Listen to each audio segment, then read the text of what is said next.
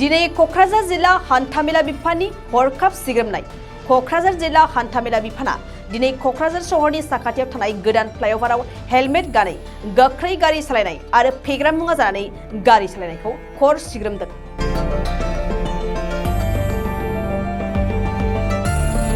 आथिखालाव लामानि जाब्रबथायजों सुबुंनि जिउ गोमानाय जाथायनिफ्राय सांग्रां जानो थाखाय क'क्राझार DTO अफिसार डिजेन बसुमतारिया क'क्राझार जिल्लानि सिङाव बे हाबाफारिखौ लाबाय थागोन होनना फोरमायदों। गिबियावनो आङो साबायखर बावग्रोयो नोंथांमोनखौ। नोंथांमोना नुनो मोनदों जों बेवहाय चेकिं खालामगासिनो दङ। बेवहाय MV रुल अफेन्डार्सफोरखौ जोङो सिग्रोमदों आरो बांसिन फकास जों होदों माने नैबे मटर साइकेल सालायनायाव हेलमेट गानाजासे आरो गोबां स्पिडआव सालायनाय बेखौ जों बांसिन फकास खालामदों बेवहाय। बेजों लोगोसे सोरबा जुमाय लोंनानै गारि सालायदोंब्ला बे साखा खबनैयानो जा खब्रैयानो जा जों बेखौबो बाहाय सिग्रोमगासिनो दङ। दा बेवहाय जोंनि थांखिया जाहैबाय बे क'क्राझार जिल्लायाव जाब्रबथाया थांनाय बोसोरनि रुजुनायाव खोब दुखु गोनाङै आं बुंनो नागिरदों माने खमायनो नागारै बारायदोंसो। दा बेखायनो जोङो जिखुनु प्रकारै बेखौ जोङो दा खमायथारनांगौ आरो खमायगोन जों खमायनो नाजाथारगोन।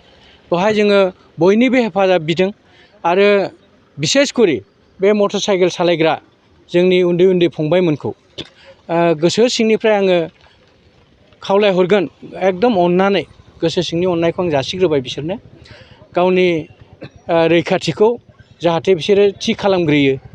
आं स्पष्ट भाबै मोनसे नैबे खोथाखौ बुंनो लुबैदों बिथांमोनहा गावनि जात्रा आरम्भ जानायावनो बे हेलमेट गाननायखौ माने थि खालामनानै लाथों। थारमाने आं ओरै होननो नागिरदों जे गारि मटर साइकेल सालायनोसैयाव गावनि खर'आव हेलमेट दंना गैया बेखौ बियो खेबसे दांनायनानै नायथों। जुदि गानफ्लांबायाखैब्ला बावनानै नांगौब्ला गारि स्टार्टखौनो बन्द' खालामफिननानैबाबो हेलमेटखौ खर'आव गानफिनदों बिनि उनावहाय लासै लासै गावनि जात्राखौ आरम्भ खालामथों बेखौ आं गोसो सिंनिफ्राय खावलायदों। दा जोंनिफ्राय चेकिं खालामदों हय खिन्थु बे चेकिंआ समग्र क'क्राझार जिल्लायाव जागोन। दिनै बेयाव खालामदों जों गाबोन दस्रा जायगायाव खालामगोन बिनि उनाव दस्रा जायगायाव खालामगोन। जोङो गसाइगाव ओजोंहाय काजिगाव फानबारि समग्र क'क्राझार जिल्लायाव ओजोंहाय जोंहा श्रीरामपुर थाहैबाय कुसुगाव थाहैबाय बे समग्र एलेकायाव गोबां स्पिडै गारि सालायनाय ओमफ्राय हेलमेट गानाजासे खुब डेन्जारास माबायाव थासारियाव गारि सालायनाय बेखौ जोङो जिखुनु प्रकारै हमथानो नागिरदों। मानो होनबा जोंना उन्दै उन्दै गथ'फ्रा बेफोरबायदि जाब्रबथायाव मोगा मोगि जानानै अबथिरा जिउ गोमानायखौ जों नुगासिनो दङ। बेखौ जों जिखुनु प्रकारै होबथाथारनांगौ। बेवहाय आङो मटर साइकेल सालायग्रा गासैबो बिथांमोनखौ आं गोसो सिंनिफ्राय आरो खेबसेबो खावलायबावनो नागिरदों बिथांमोना हेलमेट गानाजासे मटर साइकेल दा सालायथों गोबां स्पिडआव गारिखौ दा सालायथारथों ओमफ्राय जुमाय लोंनानै गारिखौ दा सालायथों बे मोनथामखौ गोसोआव लाथारथों आरोखि। जोबोद मोजां सोंलु बियो। जोङो ओरैनो जोंना MV एक्ट मथे फार्स्ट खेबाव जुदि डिटेक्ट जायोब्ला बे माने 1000 फाइन होनांगौ। बेजों लोगोसे सुप्रिम कर्टनि एकदम स्पष्ट भाबै माने इन्सट्राक्सन दं बिनि लाइसेन्सआ फार्स्ट टाइम 3 मासनि थाखाय सासपेन्ड जागोन आरो बिनि उनाव आरो एखे मानसियानो जुदि बे अफेन्सखौ मावबावोब्ला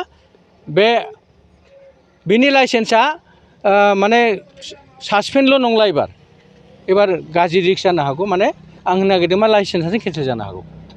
गतिके बेखौ दा खालामथों जों लाइसेन्स केन्सेल जालायजासिम मानो थांनो सासपेन्डसिम मानो थांनो हेलमेट गाननायल'आव गावनि जिउआबो रैखाथि जायोब्ला लाइसेन्सआबो थायोब्ला बेलाय माथो गाज्रि जाखो। बेनिखायनो आङो आरो खेबसे खावलायबावनो नागिरदों बिथांमोना हेलमेट गाननानै खोब लिमिटेड मोनसे स्पिडआव गारि सालायनानै गावनि खामानिखौ मोजाङै मोजां जाफुंसारथों आं बेखौनो हास्थायो। थाखो 8, 9 आरो 10 नि फरायसाफोरनि थाखाय मोनसे गोनां फोसावथाय इम्पल्स आसामआ नोंथांनि थाखाय होदों अनलाइन टिउसन एप्सनि सुबिदा। बर' आरो एसामिस मोन्नैबो बिजोंनि 8, 9 आरो 10 थाखोनि बिगियान सानखान्थि आरो इंराजि आयदायाव अनलाइन टिउसननि सुबिदाखौ होगोन। मोनफ्रोमबो मोनफ्रोमबो आयदायाव दान मोनसेनि फिसआ 250 रांल' जागोन। 12 दाननि थाखाय फरायसानि अनलाइन टिउसनआ सोलिगोन। इम्पल्स आसाम अनलाइन टिउसन एपआव live class, online test, online assignment आरो डाउट क्लियारिं सेसननि सुबिदा मोननो हागोन। इम्पल्स आसाम अनलाइन टिउसन एपआव रोंगौथि गोनां एक्सपिरियेन्स फोरोंगिरिफ्रासो फोरोंगोन। गोसो गुदुं फरायसाफ्रा गाव गावनि मबाइलाव गुगोल प्ले स्ट'रनिफ्राय इम्पल्स आसाम एपखौ डाउनल'ड खालामनो हागोन। लोगोसेयैनो 8099334099 जानबुं अनजिमायाव थोंजोङै जगाजग खालामनो हागोन।